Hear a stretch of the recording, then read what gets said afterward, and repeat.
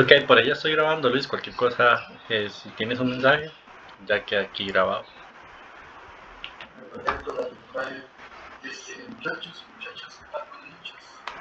Espero que todo se esté yendo de maravilla.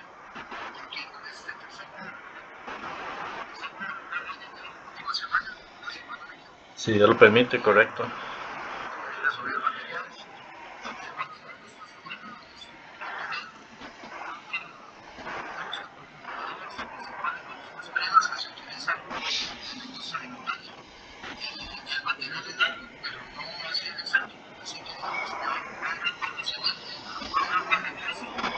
Y algo que les digo de ustedes haciendo el examen esta semana, básicamente para que me acompañen en este lado. Vamos a iniciar la próxima semana con una parte de datos, será más acompañados de las fechas y la manera de resolver esto.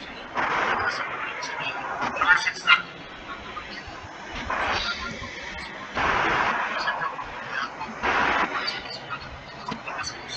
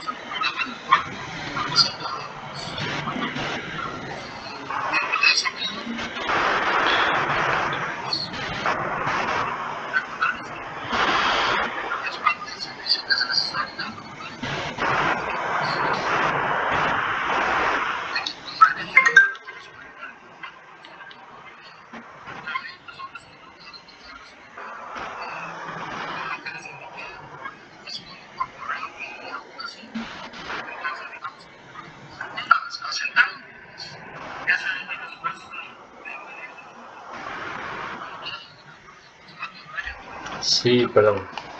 Sí, perdón, Luis.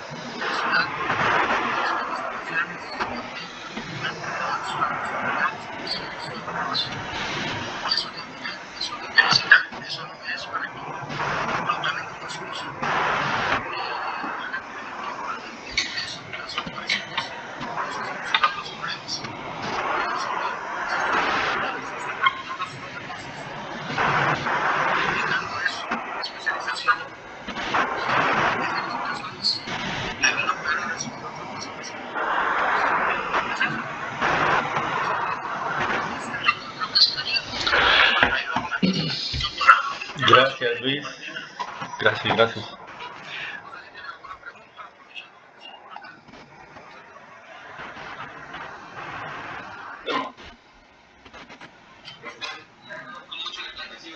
un par de personas ahí que nos conectaron. Vamos a hablar por ahí algo así.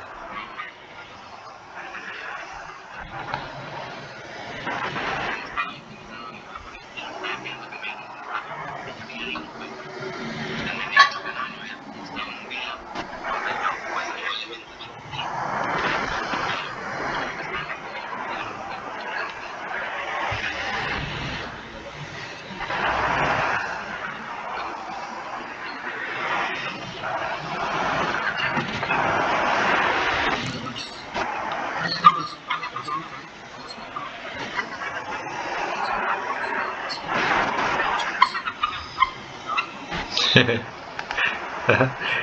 Listo, listo, Luis, está bien. Gracias, gracias. Bueno, chicos, ya Luis nos dio esa aclaración, entonces si no hay más dudas con respecto a lo de Luis, y si no hay más dudas con el examen, y si no hay dudas con lo que hemos visto en clases, pues bueno, vamos a iniciar con lo que tenemos para el día de hoy. Voy a buscar el material para proyectarles y cualquier cosa ustedes me comentan si lo logran ver. Dame un segundo.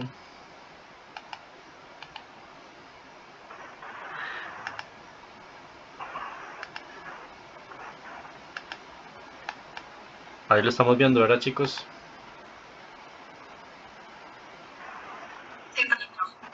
Bueno, muchas gracias, chicos. Bueno, si bien es cierto, como decía Luis, ya estamos terminando lo que es el módulo 3, ya estamos en la semana 4.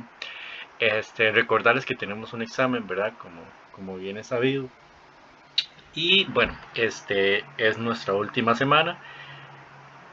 Y bueno, vamos a iniciar con lo que tenemos por ahí. Recordando un poquito también lo que vimos la semana anterior y un poquito aparte del video por ahí. El lavado de manos, que es muy importante, ¿verdad? Yo creo que en la industria médica y también parte de lo que es la industria médica, y muchas otras industrias, no sé, en la parte de salud, el lavado de manos se vuelve esencial. Y no solamente verlo desde la parte de una organización, ¿verdad? Sino desde nuestra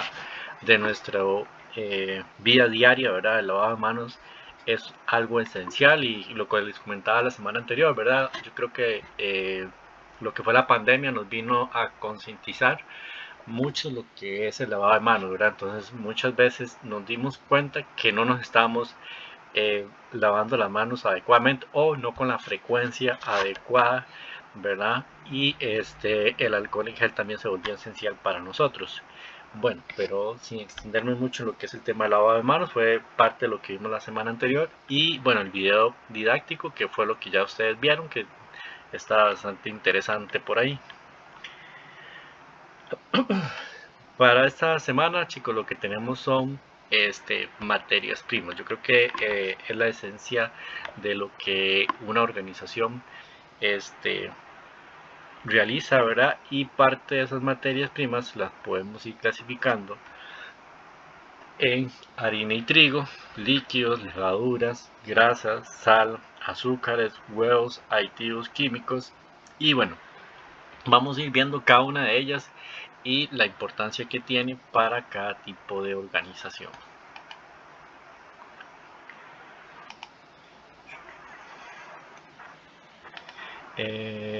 Bueno, dame un segundo para acá, chicos, perdón, se me perdió la pantalla. Harina y trigo. Bueno, para abordar el tema relacionado con la harina como insumo principal en los procesos de elaboración de productos de panificación, es preciso iniciar con una caracterización del trigo cereal, el cual se obtiene las mismas, incluyendo información relacionada con las distintas variedades que se cultivan en el mundo. Bueno, chicos, en temas de, por ejemplo, en temas de auditoría, cada auditor tiene su especialidad. Entonces, ¿por qué les digo eso? Porque, bueno, según la materia prima, hay auditores más bien, perdón, que no pueden auditar ciertos procesos, ¿verdad? Por ejemplo, hay auditores que no pueden auditar harinas y trigos o huevos, y no porque no puedan, sino porque no tienen tal vez algunos criterios expertos o algunas características sabidas de lo que es, por ejemplo, lo que es la harina y trigo, ¿verdad? O hay unos que no conocen acerca de la parte de huevo. Entonces, así se van a ir especificando, y así en temas de auditoría, pues las casas auditoras los van a ir clasificando. Hay algunos que se creen un poquito ahí como Rambos y le hacen a todo. Pero si bien es cierto, creo que pues tiene cierta lógica, ¿verdad? Cuando ustedes aplican a un lugar y ya ustedes tienen cierta experiencia, por ejemplo, en lo que son carnes, ¿verdad? Ya ustedes se van por ahí. Los que tienen cierta experiencia en lácteos, pues también tratan de irse por ese mismo camino, ¿verdad? Al igual como la parte de frutas o verduras, ¿verdad? Entonces, así pasa con los temas de auditoría. Y bueno, entonces vamos a ir conociendo las especificaciones y relaciones que tiene cada una de estas materias primas según cada tipo de industria. Entonces, la descripción del trigo consta de 3 partes esenciales. Entonces, el germen, el salvado y el endospermo, ¿verdad? ¿Alguno de ustedes, chicos, trabaja o ha trabajado en la parte del trigo?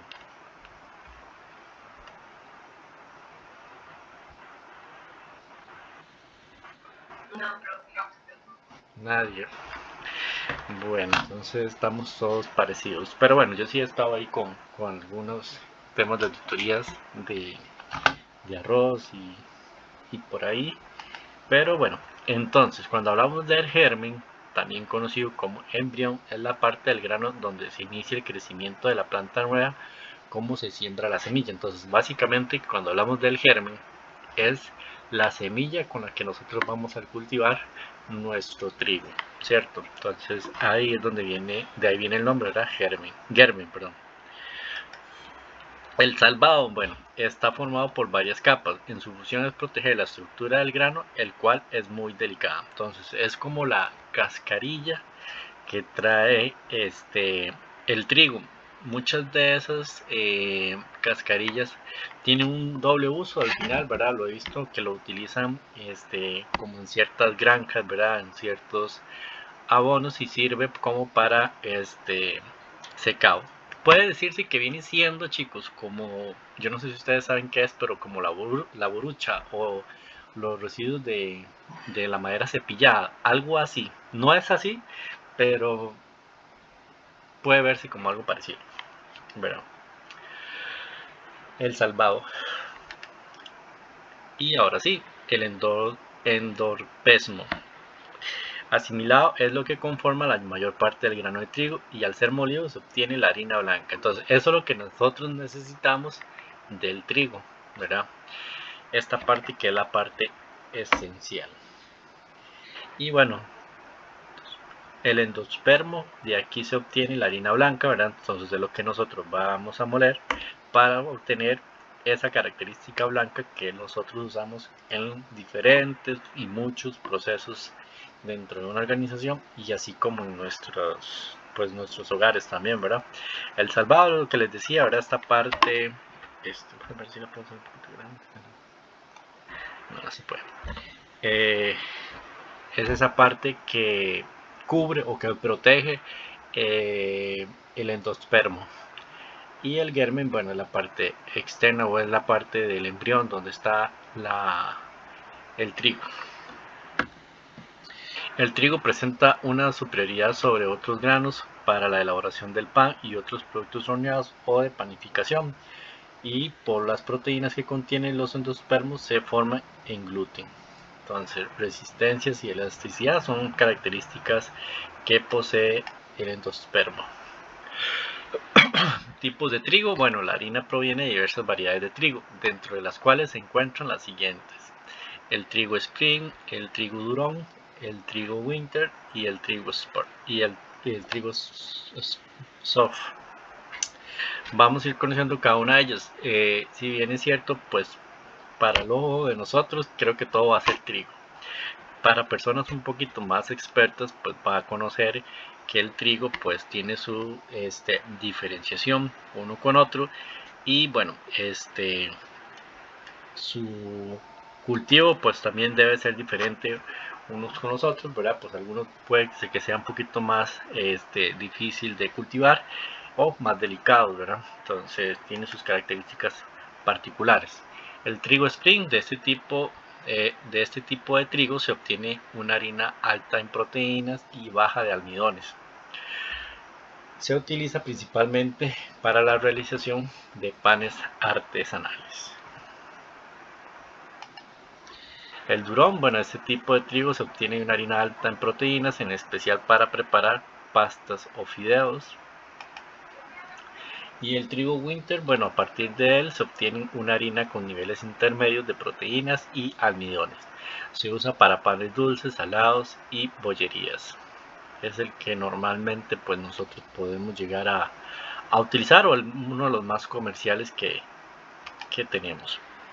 Y de ese trigo, el soft, de este trigo se obtiene una harina baja en proteínas pero alta en almidones, y se emplea especialmente en la elaboración de galletas, pastelerías y pastas secas.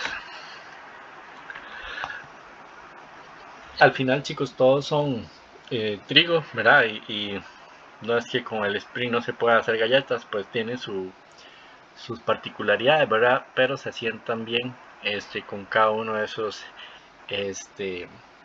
especificaciones que nosotros estábamos viendo. La molienda del trigo, bueno, el grano de trigo para pasar diferentes fases de molienda, o sea, para obtener el trigo, de la cual se obtiene una serie de productos con características diversas, a saber, entonces, la harinilla, residuos de la harina, salvado fino y desechos. Muchas veces pensamos que es solamente molerlo y ya ahí tenemos el trigo, pero no, como les digo, ¿verdad? Se obtienen diversas características de la harina, y bueno, son todas estas que nosotros podemos aquí ir identificando, y en las que se obtiene la composición porcentual del grano de trigo. Es si lo vemos un solo grano, si viéndolo por grano, ¿verdad? El endospermo, que es la parte que nosotros utilizamos, o la parte que nosotros vamos a emplear, forma un 85%. El germen, que es esa parte de como la semillita, ¿verdad? Es un 2.5%. Y el salvado, que es la cascarilla, podemos llamarlo como la cascarilla o verlo desde ese punto de vista, es un 12.5%. Eso solamente en un grano, ¿verdad? ¿Quién me levanta la mano? Tenía estudios para abordar el concepto de eso, se distingue que tiene cada Sí, vamos a ver, ustedes lo pueden. Yo creo que al final todos aprendemos de diferentes formas. Pero bueno, sí lo podemos ver así. Recordemos que el endospermo, que es esta partecita que está aquí, vémoslo aquí, es todo esto blanco, ¿verdad? Que es lo que nosotros vamos a utilizar para hacer la harina. El salvado es lo que va a cubrir el endospermo, es la parte exterior. Y el germen, que es esa parte chiquitita que vemos ahí, que es la parte de como la semillilla, parte de la semilla, es esta parte pequeña. Entonces, si lo vemos así, esto blanco es lo que nosotros vamos a trabajar, esto es lo que nosotros vamos a botar, y esta parte de como lo de la semilla. Entonces, viéndolo acá, en un solo grano, estamos viéndolo en un solo grano. Esto es lo que nosotros vamos a obtener de un 85% de un solo grano, ¿verdad? Que es esa parte blanca, y el 2.5%, que es la parte de como la semillita, y el salvado, que es la parte que recubre el endospermo. Productos que se obtienen de la molienda: harina 75 a 78%, harina fina 2.5 a 3%, salvados finos de 20 a 22% y desechos de 0.2 a 2%. Eso es lo que obtenemos, chicos, cuando nosotros hacemos pues una molienda. Y si vemos algo interesante acá, es que de desecho apenas vamos a obtener un 0.2%. O sea, nosotros lo que vamos a tener ¿cómo les podemos llamar? Sí, de desecho, es apenas un 2% de todo lo que nosotros vayamos a procesar. Entonces, si de unos 100 kilos, nosotros apenas vamos a botar el 2%. En realidad es bastante eficiente lo que es el proceso de la harina, ¿verdad? Y tenemos poco desperdicio.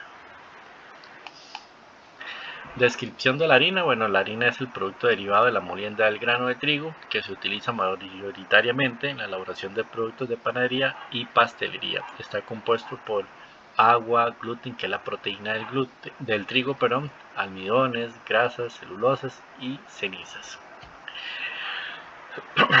Eso es lo que vemos cuando tenemos la harina fuerte, semifuerte y harina débil. Vamos a ir viendo cómo se desarrollan las harinas. Es el producto resultante de la primera molienda del grano de trigo y su color es el más blanco. Entonces, apenas nosotros estemos ahí con nuestras primeras moliendas, lo que nosotros vamos a obtener una harina un poco más fuerte, ¿verdad? Con una mayor densidad. Harinas semifuertes: este es el producto obtenido de la multuración de las sémolas y su color es blanco también. Y harina débil es el producto de la harina de varias moliendas, son de menor calidad y son las más oscuras. Aquí podemos verlo como que es que el proceso de la harina para tener una harina es como, ¿cómo les puedo decir? Un reproceso. Veámoslo así, es como un reproceso de lo que ya teníamos para sacarle como la última gota y bueno, tenemos una harina como lo dice aquí bien, de una menor calidad. Entonces es lo que nosotros tenemos como una harina débil, y en algunos casos he escuchado por ahí que las revuelven con otras para venderlas como un producto de menor precio en el mercado, ¿verdad? Pero al final sigue siendo harina. Al final sigue siendo harina, no es que sea un producto no inocuo, ¿verdad? Solamente que la calidad, por así decirlo, pues de pronto no sea la mejor, como una harina fuerte o semifuerte. Composición de la harina por variedad de trigo. Bueno, la harina de trigo duro y harina de trigo blando. Harina de trigo duro se obtiene a partir de los trigos rojos duros de invierno y primavera. Se utiliza mayormente en productos como el pan, dada la cantidad de proteínas que se obtienen, lo que produce mayor cantidad de gluten. Las características más importantes que se observan en las harinas provenientes de este trigo son el color, la calidad y la cantidad de las proteínas, capacidad de absorción del agua, retención de gas formado durante la fermentación, tiempos y tolerancias mezclados. Aquí, chicos, lo que es todo, por así decirlo, también parte del trigo,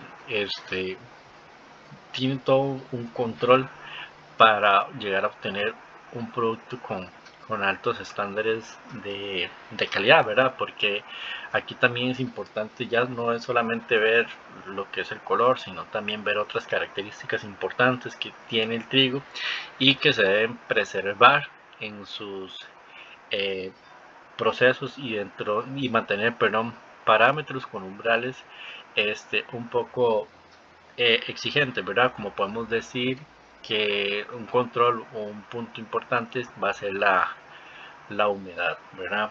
Entonces, y así con muchas otras características importantes que debemos ir controlando mientras nosotros procesamos el trigo para obtener harina. La harina de trigo blando, bueno, estas harinas se utilizan especialmente para pastelería, tortas, galletas, donas y panes leudados con polvo de hornear. Estas harinas usualmente se muelen para un tipo de producto específico, así que si tenemos harinas destinadas para tortas blancas, no va a ser útil para galletas, por ejemplo, ¿verdad? Entonces, básicamente aquí, chicos, es importante más que nada a las personas que están con procesos que están desarrollando procesos de fabricación o de horneado, una materia prima que se adecue a las necesidades y a los requerimientos que la persona está utilizando. Pasa mucho cuando estuvimos viendo la parte del horneado, ¿verdad? Entonces al final tenemos diferentes tipos de horneados, pero la necesidad de nosotros es la que nos va a decir a nosotros cuál es la que más se adecua a nuestro proceso, ¿verdad? Entonces, al igual acá, entonces la harina de trigo es una materia esencial que nosotros debemos cuidar y controlar. Características de la harina. Bueno, para que una harina sea planificable debe cumplir con ciertas características, entre las cuales se encuentran las siguientes: extracción, tolerancia, absorción y fuerza. Vamos a ir viéndolas, cada una de estas características o variables que son esenciales dentro de las características de la harina. Entonces, la extracción, esto hace referencia a la cantidad de harina utilizada del grano de trigo para la elaboración del pan. Entonces, lo que nosotros vamos a extraer es esa cantidad que nosotros vayamos a trabajar en la elaboración, del pan. Tolerancia, bueno, es la capacidad de crecimiento que tiene el pan después de haber completado su desarrollo. Entonces, qué tan viene siendo como la parte del crecimiento, sí, como la parte de la levadura, ¿verdad? Porque hay muchas veces que tenemos una harina que no nos da a nosotros esa característica, ¿verdad? Entonces, dentro de los modelos y dentro del desarrollo de la panificación, el crecimiento del pan pues es sumamente importante. Yo creo que nadie va a comprar un baguette y que lo vea como una tortilla, ¿verdad? Se imagina uno ahí llegando a comprar un baguette y que se vea como una tortilla, ¿verdad? Entonces, bueno, es esencial para el desarrollo de nuestros productos, en este caso, como estamos viendo, que es como una materia esencial para la panificación, el crecimiento, ¿verdad? Y lo vemos como la tolerancia. La absorción, bueno, se refiere a la cantidad de humedad máxima que puede absorber la masa. Para esto hay instrumentos que se pueden llegar a medir, ¿verdad? Nosotros no es que vamos a tocar ahí a puro tacto y que nosotros vamos a sacar un número y vamos a decir, no, que esta sí absorbe bien, no, ¿verdad? Nosotros hacemos mediciones para ver cómo está la humedad y hacemos nuestros cálculos, pero sí es importante también, la experiencia nos da a nosotros cuando una harina tiene una adecuada absorción, ¿verdad? En la humedad.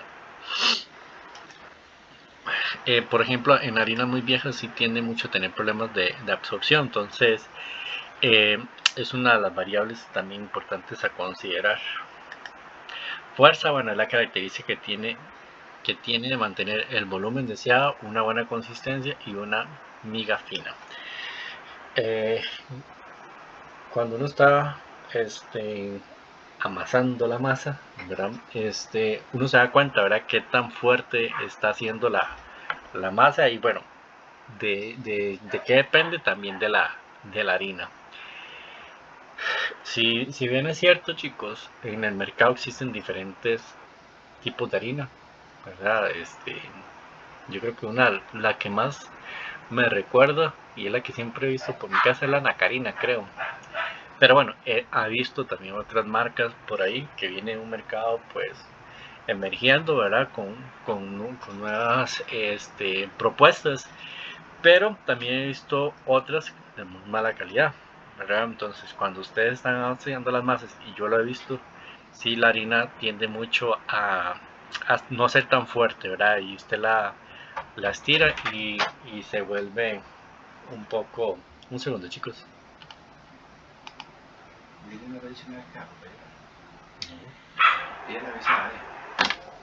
Es la que tiene que avisar. Perdón, chicos.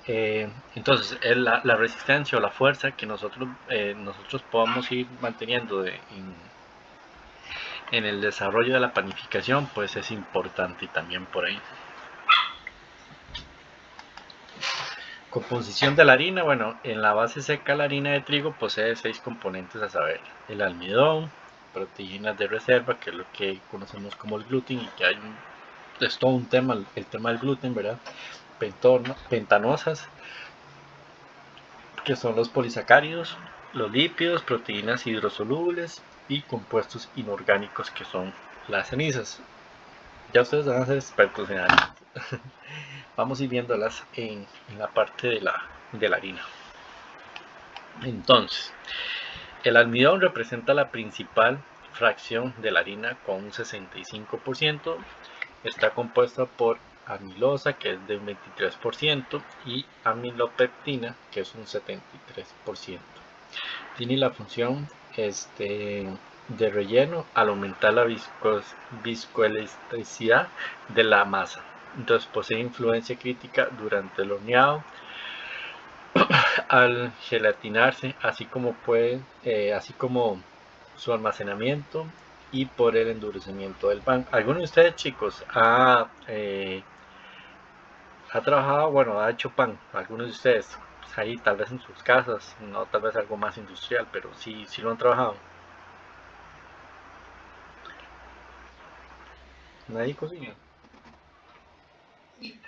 ¿Y cómo les va cuando están como trabajando la harina? Ustedes, es que es tan normal muchas veces ver la harina, ¿verdad? Echar el agua, echar los huevos y todo es un proceso tan normal, pero que tal vez uno no lo detalla, ¿verdad? Pero sí sienten esa resistencia, como decía, como la fuerza de la harina cuando ustedes la están ahí como amasando.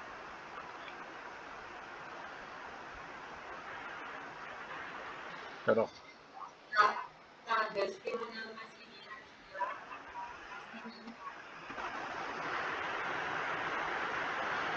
sí, a veces pasa. Y bueno, eh, aquí, como les decía, ¿verdad? El almidón es fundamental en las harinas, ¿verdad? Y creo que es importante también tener ahí como claro, ¿verdad? Porque es un agente espesante, ¿verdad? También sirve como estabilizador y ayuda a la textura y a la variedad de productos de todos los diferentes panificaciones que nosotros vayamos a trabajar, ¿verdad? Y su capacidad para formar como geles, ¿verdad? Y retener agua es importante. Y esto lo que hace es el almidón. Bueno, el gluten. Esta proteína se forma cuando se trabaja una masa por la unión de las glutelinas, y por las prolaminas hidratadas. Una harina con un 12% de proteínas contendrá un 10% de gluten. Entonces, ¿qué es el gluten? Es una proteína que se encuentra en ciertos cereales, como lo que es el trigo, ¿verdad? También lo podemos encontrar en algunos otros, como la cebada. Y bueno, pero es el responsable de la elasticidad de la masa también. Entonces, cuando hablamos de elasticidad, está relacionado con el gluten. En la industria alimentaria, ¿verdad? El gluten es crucial en la producción de panes, como les decía antes, pasteles, galletas y cualquier otro tipo de horneados, ya que proporciona la capacidad de retener gases y expandirse durante el proceso del horneado. Entonces, más allá de que puede llegar a ser algo que puede llegar a afectar a las personas, ¿verdad? Lo que es el gluten, ¿verdad? Que puede ser intolerancia, puede dar una intolerancia, ¿verdad? Y que causa enfermedades celíaca, pues las celíacas a algunas personas, es importante dentro de la industria lo que es el control y la parte del glúteo.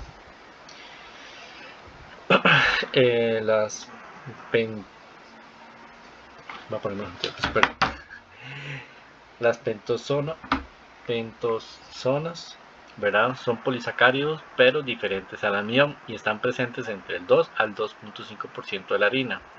A pesar de su bajo porcentaje, tienen la influencia de proporcionar, tienen la influencia muy grande en las propiedades de la masa. Son gomas, por lo tanto absorben varias veces su peso en agua. Entonces, esto lo que hace es la absorción, es lo que permite que nosotros podamos tener, cuando nosotros depositamos, ver aquí donde está el H2O, lo que es el agua, ¿verdad? La harina es lo que hace la absorción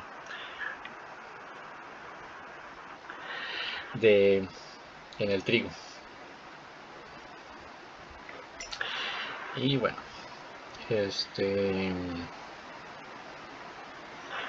más podemos ver de los pentosonos? Dice que también, bueno, aquí esta cosa me llama mucho la atención, pero bueno, es esta parte, ¿verdad, chicos? Los que les decía, la retención del agua, ¿verdad? Y tiene una estructura y una textura que es lo que le da al final el horneado al pan. Los lípidos, bueno, la harina contiene cerca del 2.5% de lípidos. Estos adquieren mayor importancia durante el horneado, especialmente en el volumen del pan y su vida útil. Las proteínas hidrosolubles corresponden del 2 al 3% del peso total de la harina y contienen albuminas y glubinas, además de pentonosas. Las pentonosas son estas que estamos viendo acá, ¿verdad?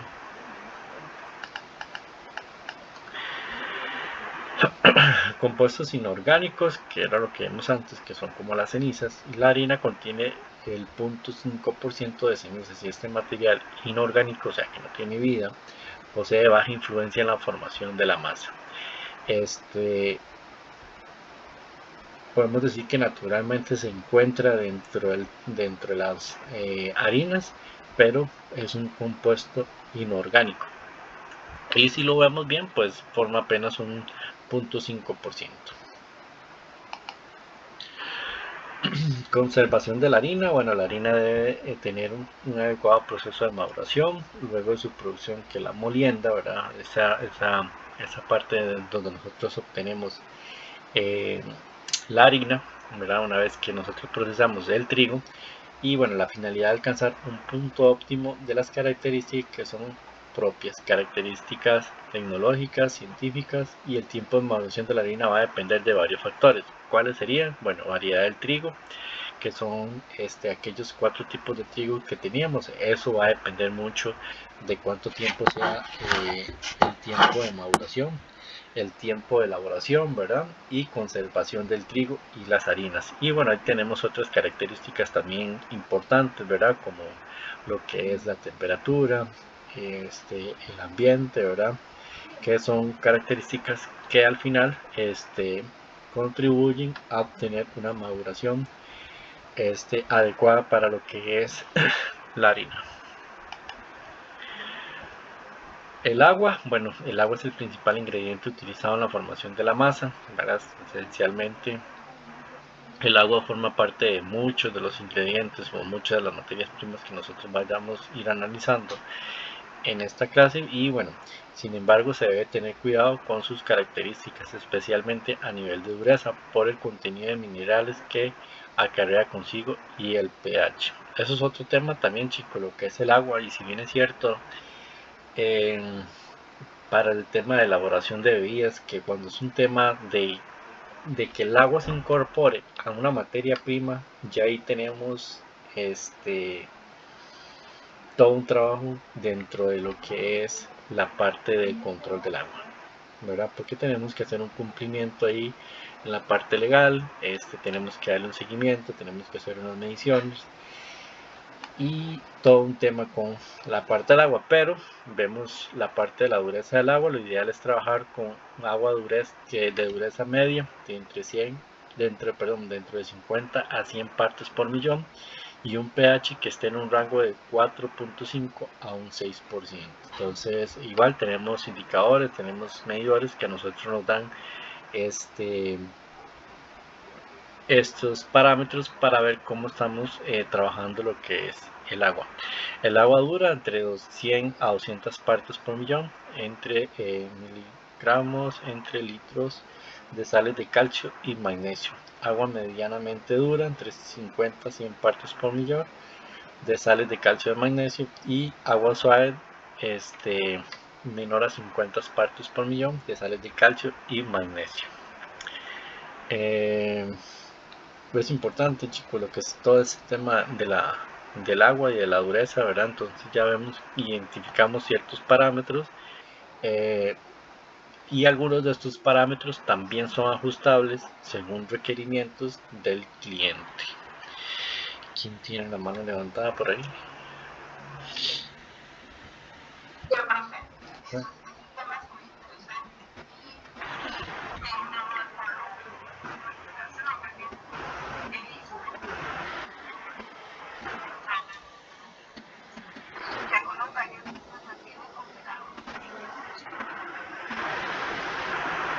Ajá.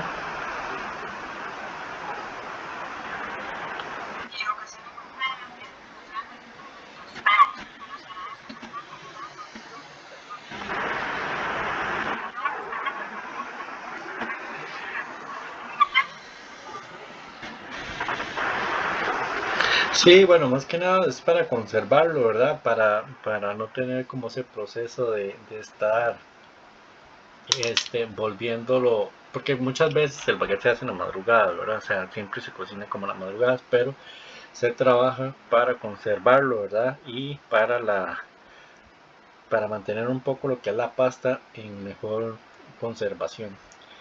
Pero sí, muchos de los lugares lo que hace es congelar la pasta, y cuando ya se va a trabajar, pues lo sacan y ya nada más de meterlo al horno, tal vez por temas de tiempo, pero y si lo vemos también, creo que en la parte de cocina hay muchas pastas también que se meten a congelar.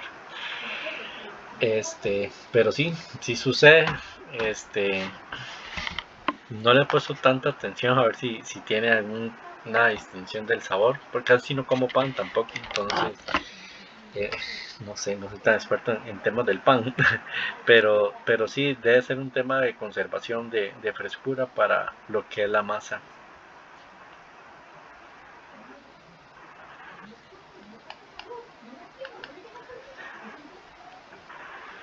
Bueno, chicos, entonces continuemos. Características del agua. Bueno, entre las características organolépticas, ¿verdad?, que debe poseer el agua, tenemos el sabor, color, vuelvo a repetir ahí sabor, pero bueno, sabor, color, ¿verdad? Hasta muchas veces hasta la textura, y bueno, definitivamente hay que hacer mediciones. La temperatura constante entre 6 a 12 grados, ¿verdad? Que debe ser incolora, no se debe tener ningún sabor y no tener sólidos suspendidos en gran cantidad. Yo me recuerdo cuando yo antes iba a mi abuela, les comentaba un día aquí a mi familia que el agua sabía totalmente diferente, igual como cuando uno da agua en Guanacaste. No sé si el agua también a ustedes les sabe diferente, pero de un lugar a otro, no sé por qué, pero el agua sabe diferente. No sé si les ha pasado, chicos.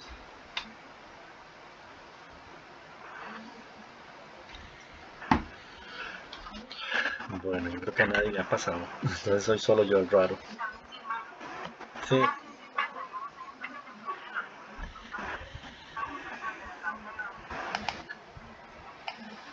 sí, debe ser, por ahí debe pasar el tema, porque eran aguas de naciente, entonces el sabor sí era pues diferente, no era que tuviera mal sabor, pero bueno, por ahí entonces vienen que uno debería analizar, pues las características organolépticas, ¿verdad?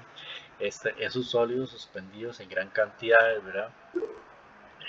También por ahí ya viene lo que son el análisis físico-químico que nosotros le hacemos al agua como tal, ¿verdad? Para identificar ciertas características esenciales. ¿Quién tiene la mano levantada? Al random.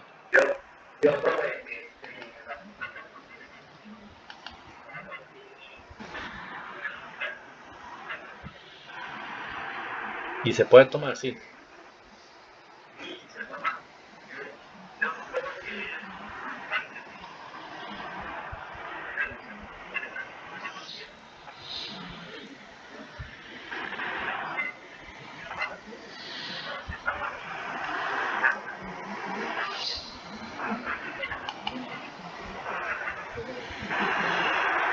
Sí, sí, sí, yo creo que a todos nos pasa eso, ¿verdad? Entonces ya uno está como acostumbrado y cuando ya uno, pues, sabe tomar esa diferencia entre el agua de un lugar a otro, ya uno se vuelve como experto en esa parte.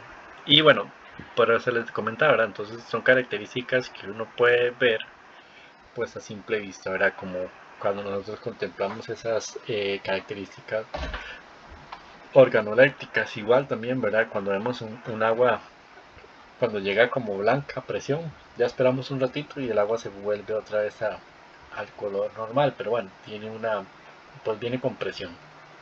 El agua igual también, chicos, igual aunque sea solamente agua y uno puede llegar a pensar, pues es solamente agua, pues no, el agua pues realmente este, tiene sus influencias, tiene todos sus estudios y tiene todas sus características que hay que tomar y que hay que considerar para los diferentes procesos que nosotros vayamos a realizar. Ahora viene otro tema bastante interesante que es la leche, ¿verdad? Dependiendo del tipo de formulación para la elaboración de los distintos productos se suele trabajar con leche de vaca, así como sus derivados. Entonces, todo lo que nosotros, la parte láctea va a estar relacionado con la leche de vaca, ¿verdad?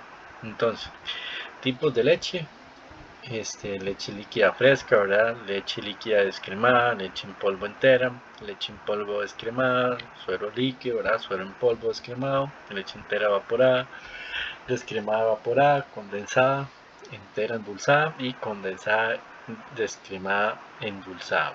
Entonces, igual también aquí podemos seguir teniendo muchas otras características y tipos de leche, ¿verdad? Y bueno, una de las que normalmente por ahí tenemos en casa son el suero en polvo, este producto lácteo que se obtiene como derivado del proceso de la elaboración del queso. Es el resultado de la separación de la caseína y la grasa. En comparación con la leche entera, el suero posee casi la mitad de sólidos y una tercera parte de proteína.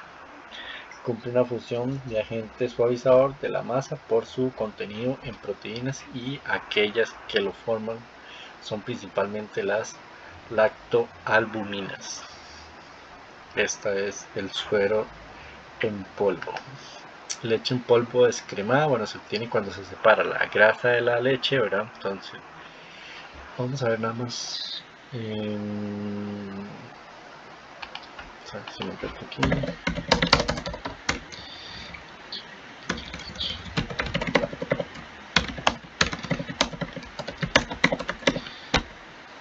Si quería buscar una imagen donde pudiéramos ver cómo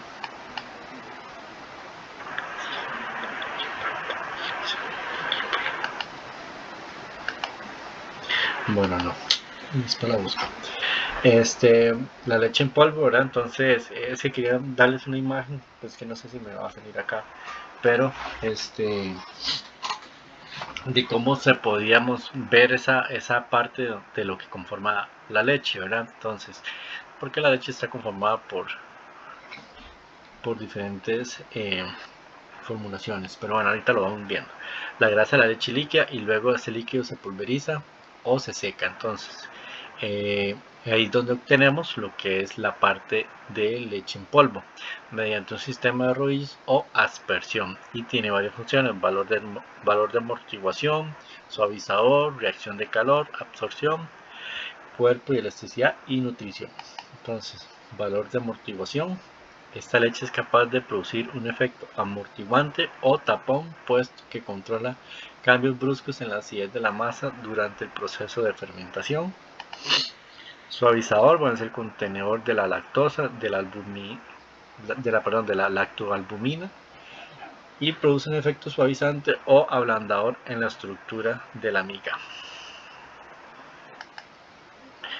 Reacción al calor: la lactosa representa el principal azúcar de la leche y no es fermentada por la levadura, por lo tanto reacciona con las proteínas y cuando el producto está en el horno. Entonces aquí es donde la leche ya empieza a tomar esa separación, ¿verdad? Porque empiezan a separarse sus etapas de lo que es entre los azúcares, y ya vemos que la leche toma otras características, pero por reacción al calor.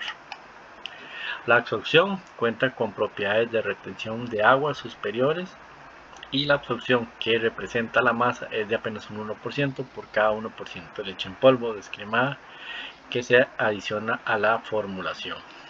Entonces, igual aquí cuando hacemos esa formulación, vemos que hay una absorción de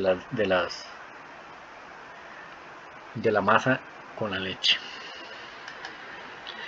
Cuerpo y elasticidad: bueno, la caseína, la cual se encuentra en gran cantidad y es la que forma gran parte de la leche. La caseína es la que se encuentra, en gran cantidad de la leche en polvo y descremada. Fortalece la masa, por lo que provee de más cuerpo y elasticidad de la miga.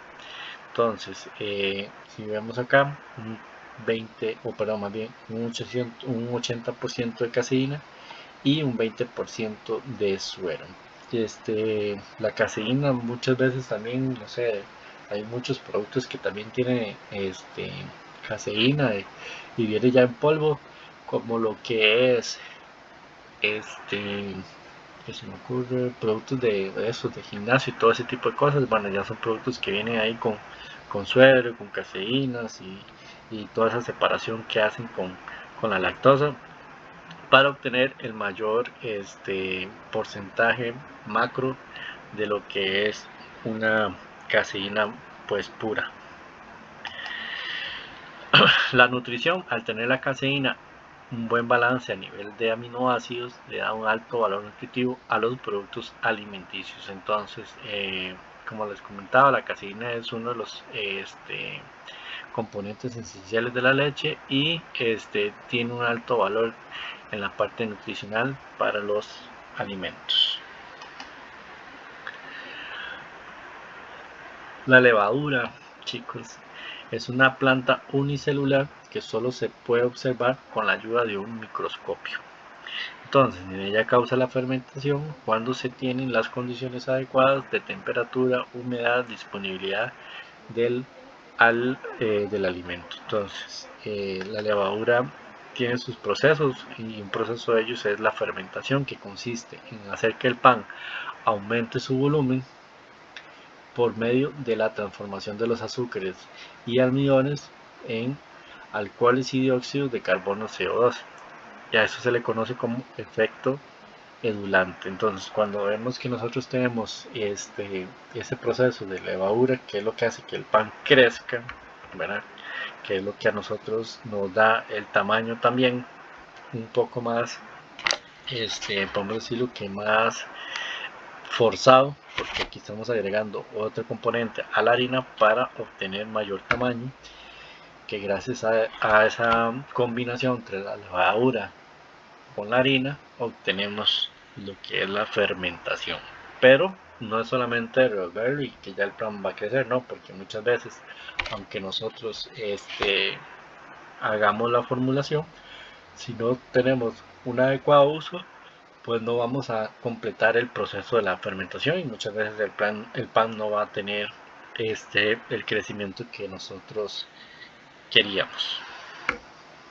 Tipos de levadura, bueno, tenemos 4 tipos de levadura: fresca, levadura activa seca, levadura instantánea y crema líquida de levadura.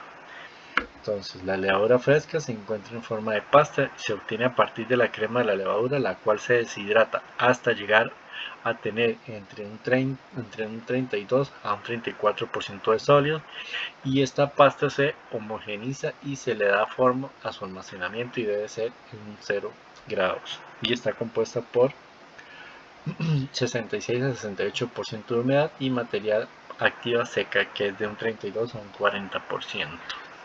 La levadura fresca. La levadura activa seca, bueno, se obtiene de la extrusión de la levadura fresca a través de una malla y el producto resultante se deshidrata, haciendo pasar por un secador con aire caliente a la temperatura controlada hasta llegar a una humedad del 5% al 9%. Entonces, igual, chicos, en estos temas de lo que es levadura de trigo y todo esto, la humedad es uno de los factores, es un punto crítico dentro de los análisis que nosotros podamos llegar a contemplar.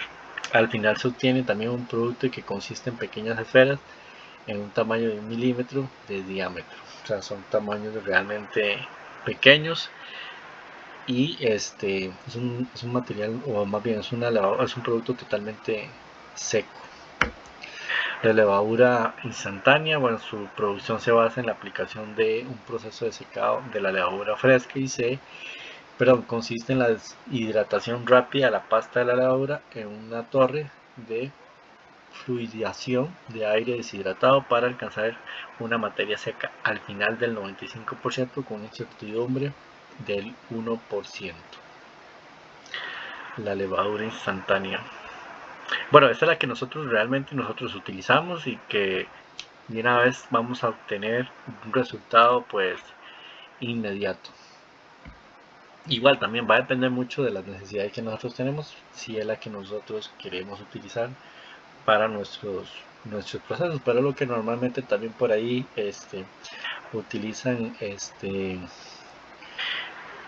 en algún tipo de receta que nosotros vayamos a utilizar en nuestro hogar. La crema líquida de la levadura, este tipo de producto representa una innovación dentro del mercado y la levadura en etapa de elaboración previa a la conservación a la levadura seca. Entonces se distribuye a granel en camiones refrigerados hacia tanques de almacenamiento refrigerados. Entonces ya vemos que es una levadura que se utiliza con cierto control en lo que es la temperatura de refrigeración.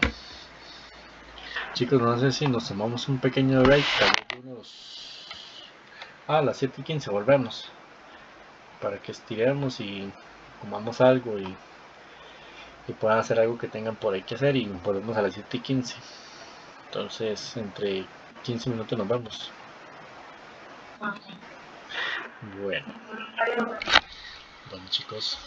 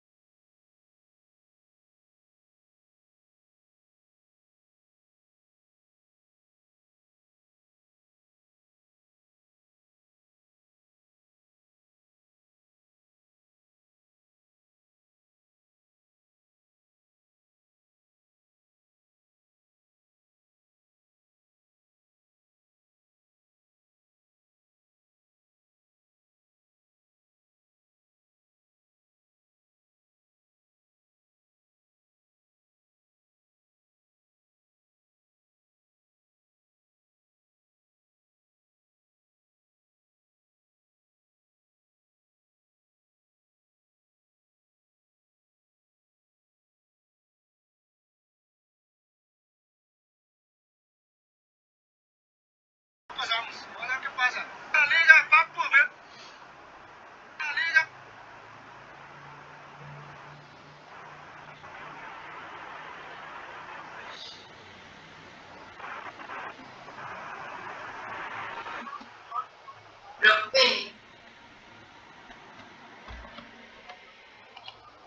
Hola.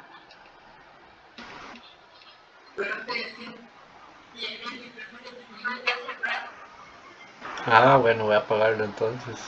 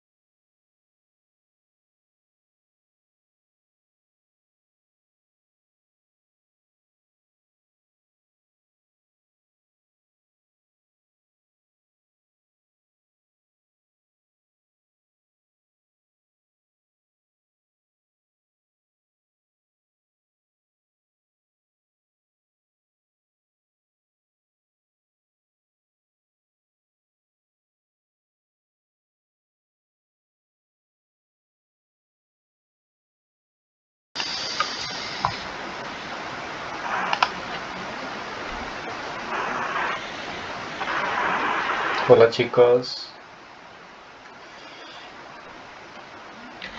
nos vemos. Hola, hola. Bueno, entonces ya por ahí nos faltan algunos otros que hay que ir mencionando. Y bueno, una de las que tenemos por ahí pendiente, donde nosotros quedamos en la parte de las grasas. Y bueno, las grasas son esenciales, chicos, en la industria alimentaria porque aportan una serie de beneficios claves que actúan como agente texturizante, ¿verdad? Y promueven la cremosidad y sabor a una variedad de productos, ¿verdad? Desde pasteles hasta embutidos, ¿verdad? Entonces, también contribuyen a la conservación de los alimentos para evitar la oxidación, ¿verdad? Y que los alimentos puedan perdurar un poco más y evitar el deterioro. Y también alargar la vida útil de los productos en la cocina, ¿verdad? O en las que son panaderías, ¿verdad? Las grasas son fundamentales para la transmisión también de uniformidad del calor, ¿verdad? Muchas veces nosotros utilizamos grasas o aceites para pues para cocinar, ¿verdad? Entonces nos ayuda también o nos asegura una mejor cocción y además tiene la capacidad de emulsionar ingredientes, lo que es crucial para la producción de sales y productos lácteos, ¿verdad? Entonces es un emulsificante también que se utiliza dentro de lo que es la producción de lácteos y salsas. Entonces, chicos, las grasas son, como les comento, ¿verdad? Para diferentes tipos de procesos, ¿verdad? No solamente como uno puede llegar a pensar, a verlo de que es solamente para cocinar, ¿verdad? Entonces, se amplía un poco más lo que es el uso de las grasas y uno de los procesos que bastante también me llama la atención es en las salsas o en la parte de los lácteos. Pero no pasaba. La clasificación, bueno, según la fuente, este indicador es la característica que posee las grasas, las cuales a su vez se convierten en la más apropiada para una aplicación específica. Entonces tenemos la manteca estándar, ¿verdad? La manteca hidrogenada, manteca líquida, manteca emulsificada, margarina, mantequilla y aceites. Entonces vamos a ir viendo estos. La manteca estándar, esta grasa se consigue consistencia deseada y se puede mezclando grasas duras con aceites, es decir, también que en la manteca estándar, en la mezcla de grasas duras como estearinas animales y vegetales, o bien mezclas de aceites vegetales totalmente hidrogenados con aceite. Entonces es la manteca que nosotros normalmente vemos que en algunos lugares o en algunas casas la siguen utilizando, la manteca. He visto gente que todavía le gusta cocinar con manteca, saludablemente, pues tendrá sus repercusiones, ¿verdad? Entonces, pero ahora hay otras y muchas otras opciones, pues más saludables que la manteca estándar, ¿verdad? Entonces, es un producto ya un poco, con muy bajas características nutricionales. La manteca hidrogenada, entonces para la absorción de estas grasas se hidrogena parcialmente el aceite original con la finalidad de que tenga una consistencia y un punto de fusión específicos. Estas grasas tienen mayor uniformidad y mejores propiedades plásticas que la manteca estándar. Su rango de plasticidad varía entre 10 grados a 35 grados, comparando con el rango de 15.5 grados a 27 grados de las mantecas estándares, ¿verdad? Entonces es una mejor opción que la manteca estándar, pero sigue siendo manteca. Manteca líquida está constituye normalmente por los aceites vegetales en los que se suspenden diferentes tipos de escamas de grasas que le confieren mayor punto de fusión y emulsificantes que actúan como emulsificantes y acondicionadores de las masas. Entonces igualmente también viene siendo es la misma historia, nada más que diferente presentación. Entonces sigue siendo manteca. Manteca emulsificada, estas compuestas por combinaciones de aceites grasos y surfucantes mono y diglicéridos, yo no sé sus nombres tan raros, polisorbatos de 60, monoesteriagratos también a 60, bueno, todos esos nombres raros que tampoco son tan importantes en este tema. Bueno, los cuales ayudan a aumentar la aireación, retención y humedad y estabilización de la manteca. Son de uso específicos para tortas, dado que posibilita aumentar los niveles de azúcares y líquidos de las formulaciones. Y aquí, chicos, sí he visto que la manteca sí la utilizan bastante también en lo que es la parte de alimentos, y por un tema también de que no quieren tal vez usar otros productos, pues porque al final tendrían que aumentar sus precios, ¿verdad? Y creo que nadie va a comprarles productos porque usen otras opciones, ¿verdad? Que son un poco más costosas, y entonces se van por lo que es un poco más accesible a menor costo, y que bueno, y que el cliente pueda pagar por eso. Pero la manteca, chicos, sí es un producto que hay que tomar en cuenta, ¿verdad? Por todo el bajo valor nutricional que puede llegar a tener lo que es la manteca. Margarinas, emulsión de agua en aceite, contiene aproximadamente un 80% de grasas más agua, sólidos, lácteos, sales, emulsificantes y otros ingredientes. Entonces, de mesa, de grado panadero, danesa para el laminado y para pasteles de hojaldre. Entonces, esas pastillas ahí que nosotros igual también consumimos, tenemos lo que es la margarina.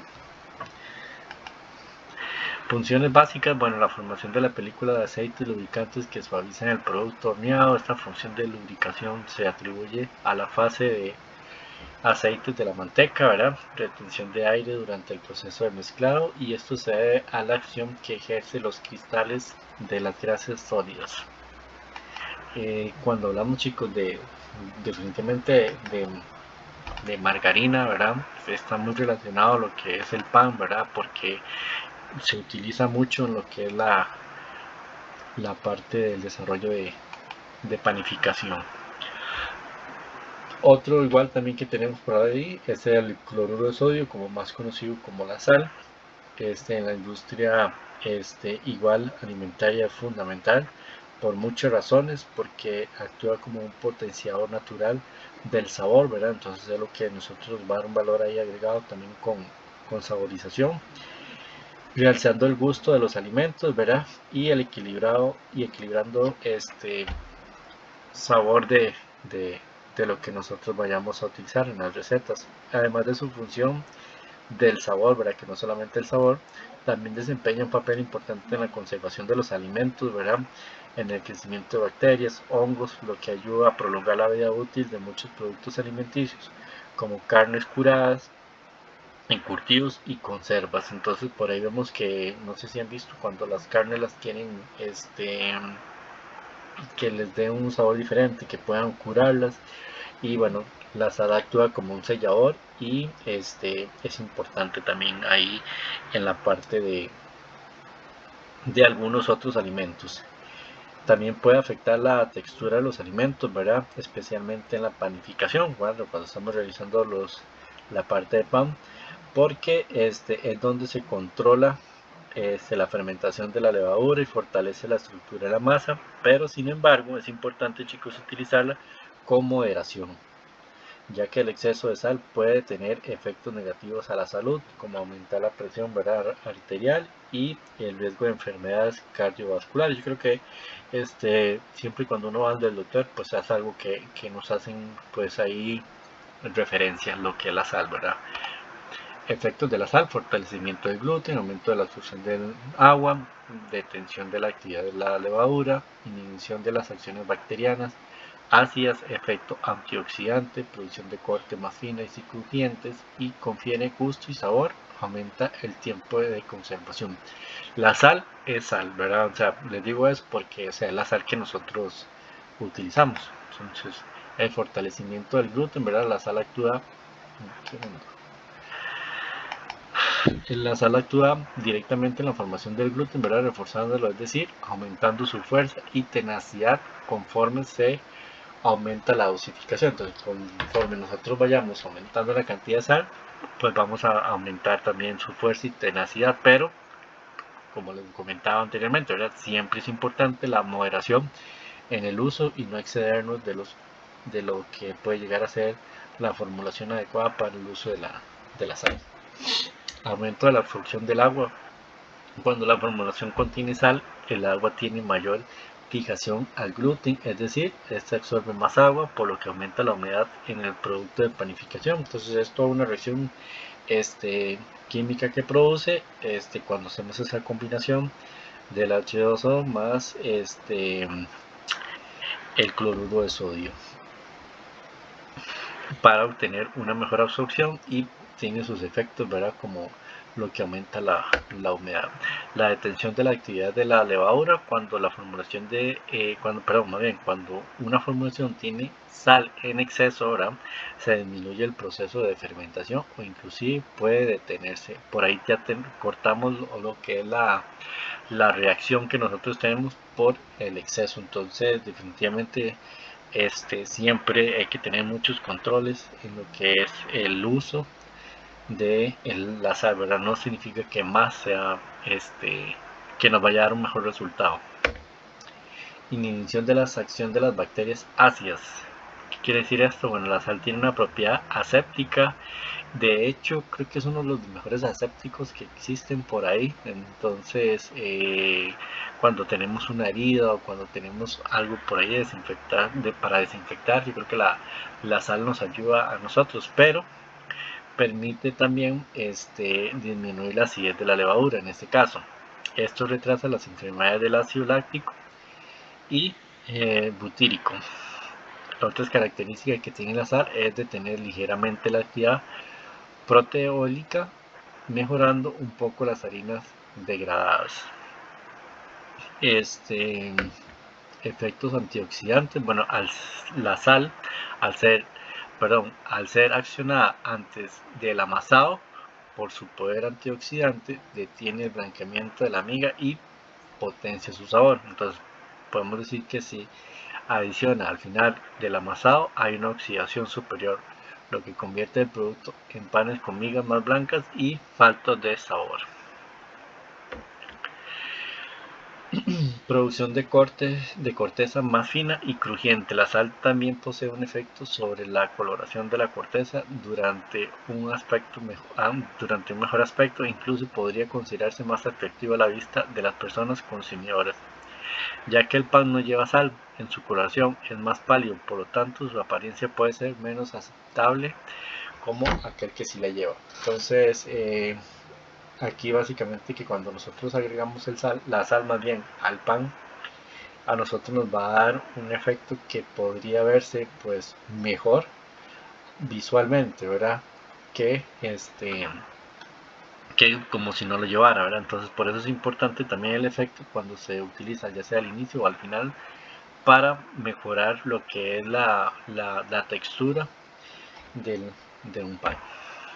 Confiere gustos y sabor. La sal aumenta notablemente el olor y el sabor del pan, actuando en conjunto con reacciones que se dan durante la fermentación y el horneado del producto.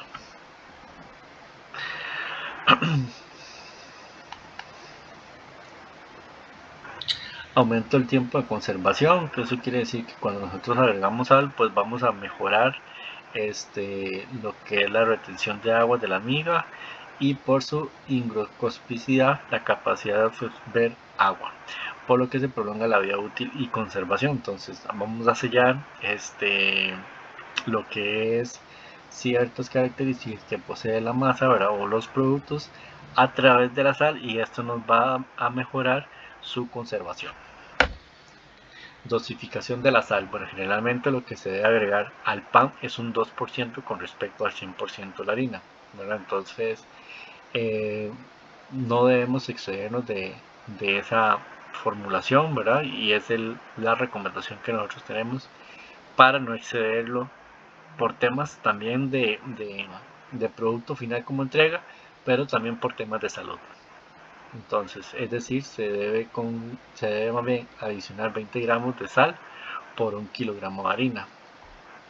Sin embargo, cuando el amasado es intensivo, se debe aumentar la cantidad de sal a un 2.2%.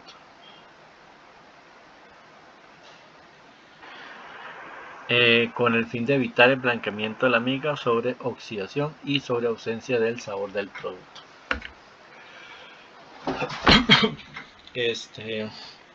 Otro factor importante que nosotros debemos de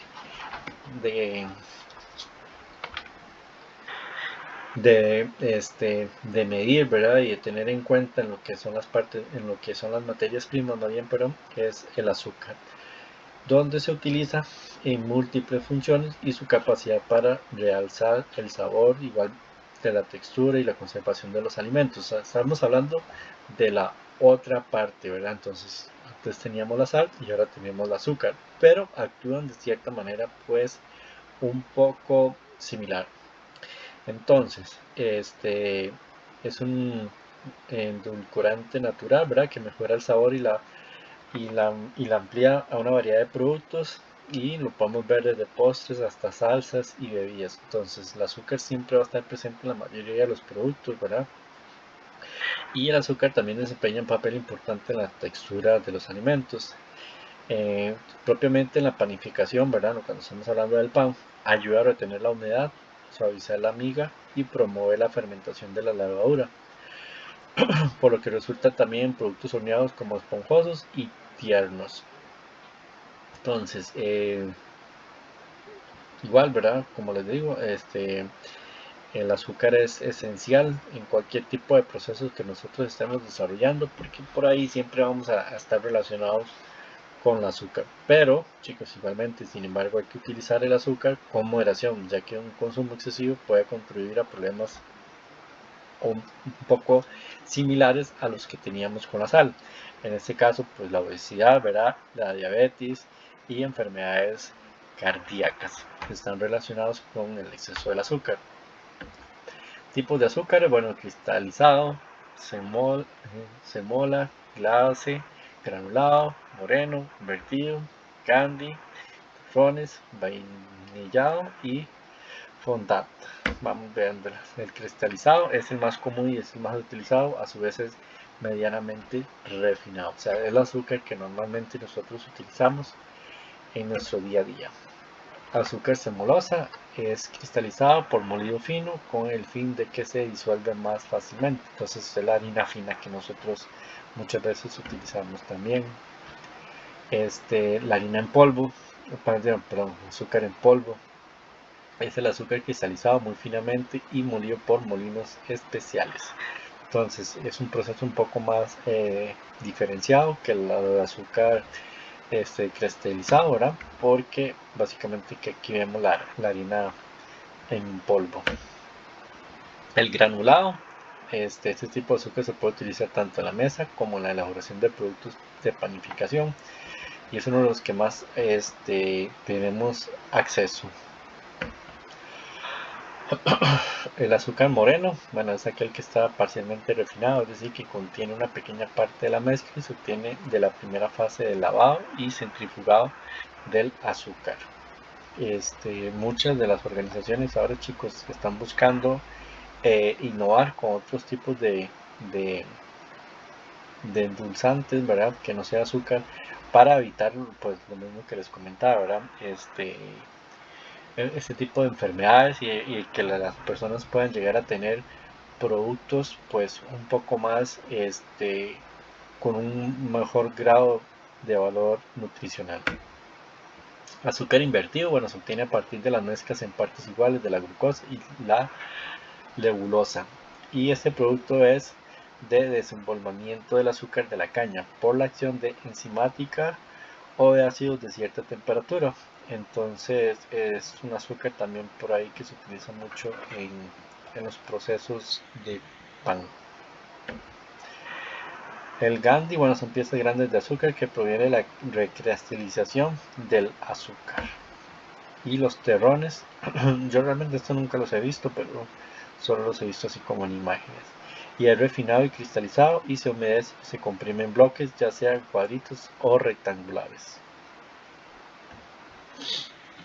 Y el azúcar vainillado proviene de la mezcla de azúcar cristalizados o glaze a la que se le adiciona un mínimo de un 10% de vainilla molida o vaina de vainilla, y se utiliza solamente para aromatizar. Entonces, cuando se come un pedacito de eso, porque eso es solamente para aromatizar. Azúcar fondant, pues es el resultado de la mezcla de azúcares y agua en ebullición, ¿verdad? Hasta formar el almíbar y la glucosa a punto del soplo o burbujas encadenadas a una temperatura de 115 grados centígrados, dejándolo bajar a temperaturas, y luego por medio de un proceso manual o un corte o tallante se consigue empanizar este azúcar. Un azúcar ya un poco más procesada, ¿verdad? Con detalles ahí de procesamiento para llegar hasta obtener ese producto como tal. La fermentación del azúcar, bueno, fermentación alcohólica con levaduras, esa es un poquito de la formación que nosotros tenemos con azúcares, 6 carbonos, hidrógenos, oxígenos, para llegar a pasar con el etanol. La solubilidad del azúcar, bueno, cuando hablamos de la solubilidad del azúcar en agua, de aproximadamente de 1330 gramos de azúcar por un litro de agua a una temperatura de 20 grados. Si se aumenta la temperatura, permite que aumente la solubilidad del azúcar en el agua. Otro tema importante, chicos, otra de esas materias primas importantes es el huevo. Y bueno, es un alimento rico en vitaminas y proteínas que se utiliza en la multitud de elaboraciones gastronómicas y requiere de algunos cuidados tanto a la hora de comprarlos como de conservarlos en casa y manipularlos. Vamos a ir viendo qué nos dice la parte de huevos. Tienen 3 tipos de huevos: huevos enteros congelados, claras congeladas y yemas congeladas. Ya eso es un poquito más de proceso, ¿verdad? Ya aquí ya no está tan natural cuando hablamos de claras congeladas y yemas congeladas, porque bueno, ya aquí interviene un proceso, ¿verdad? Porque hay que separarlos, lo que es la clara y la yema. Y bueno, también considerar que el huevo es un alérgeno y que tiene ciertos controles a la hora de ser manipulado dentro de la que es la industria alimentaria, por ser un alérgeno, ¿verdad? Y hay que aclararlo. Huevos enteros congelados, bueno, poseen la misma composición que los huevos frescos y el contenido de sólidos varía del 25% al 28% y se encuentra principalmente en la clara.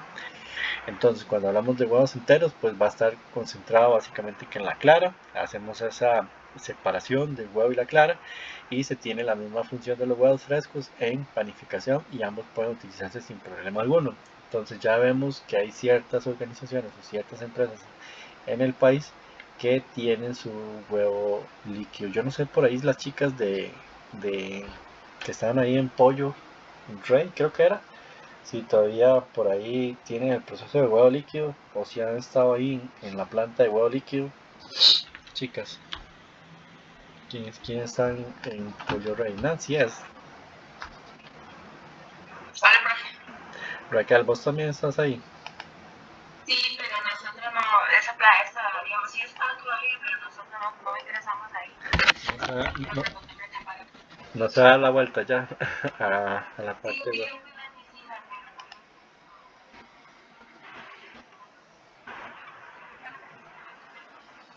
Ok, entiendo. Bueno, entonces, como les decía, ¿verdad? No es que tengamos 3 tipos de huevos, sino, como lo dice acá, tipos de huevos, ¿verdad? Porque no es así. Es básicamente que aquí ya hacemos una, pues, transformación de lo que es el huevo como tal y desarrollamos lo que viene siendo el huevo líquido. Claras congeladas se tienen un 11% a un 14% de sólidos.